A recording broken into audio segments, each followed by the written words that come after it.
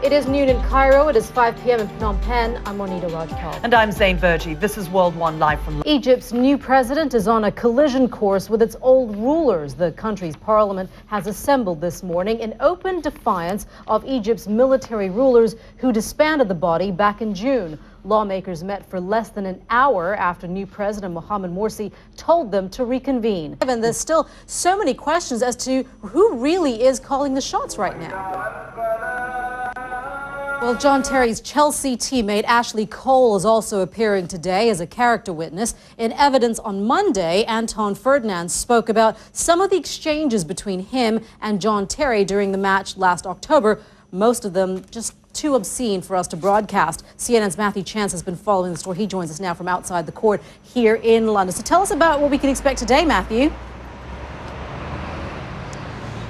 Well, I suppose the expectation is there'll be more of those sexually explicit.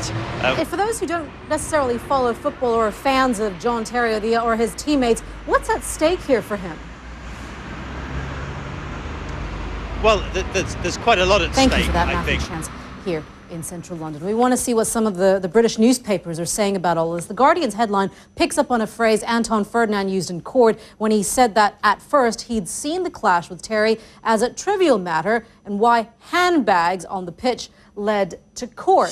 Now, the paper goes on to say Terry sat behind the glass-walled dock of Courtroom 1, a pale grey suit, salmon pink tie. He could have been dressed for a wedding. Instead, it was to face the opponent, Anton Ferdinand. Tabloid, the Daily Mail, has up this headline, football's ugly side laid bare. Goes on to say Anton Ferdinand versus John Terry is more than just two central defenders tussling for the truth. It is an ugly example of the modern game where foul abuse seems part of its DNA. And finally, The Independent has this headline, red faces all round as murky world is exposed. And it says, the Premier League may have established itself as the richest game on earth, but yesterday in Courtroom 1 of Westminster Magistrates Court, it was looking anything like the shiny, engrossing £3 billion sport beloved of sponsors and fans all over the world. Back all this week on World 1, we're turning the spotlight on green pioneers. Today we meet the man who's making sure London hosts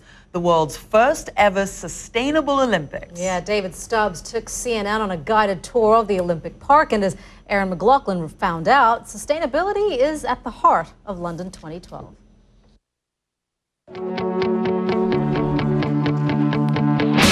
Not guilty of murder. Now, the prosecution says Shafilia's parents killed her because they thought her westernized lifestyle was bringing shame on the family. CNN's Atika Shubert is following this trial closely. She joins us now. So there's this, are they changing their tune?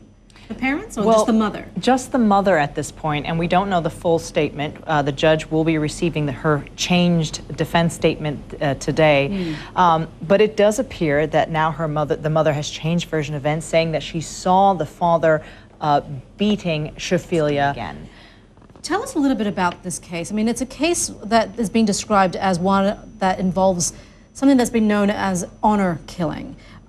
This is an average family here in Britain of Pakistani descent? Yes, I mean, this is a family that Shafilia and her sisters grew up here. I believe Shafilia was born here, so they were very British. Family apart. Yeah, very heartbreaking indeed. All right, Atika, thank you very much for that.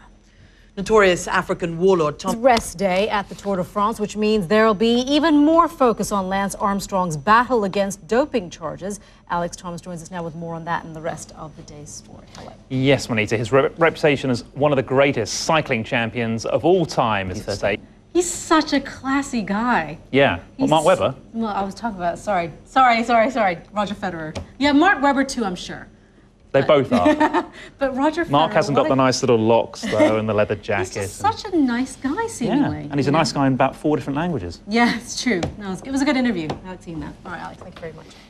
You're watching World 1 live from London. Certainly a bit cloudy there in Wales, but yet on the other side of the world, the record heat has come and gone for the eastern states of the United States. But some powerful storms have taken its place. Meteorologist Mari Ramos is at the World Weather Center with that. Mari. Hey, Monita, we'll talk about those cloudy skies there in Wales in just a moment and across the UK. But yeah, I want to start you off in the US here, the north and west. A lot of 16 in London right now. Back to you. Beautiful summer. It's gorgeous. Thanks, Marty. Sure. You're watching World One live from London. I'm Zain Verjee. I'm Monita Rajpal. Thank you for joining us. We'll update you the news headlines in just a couple of minutes right here on CNN.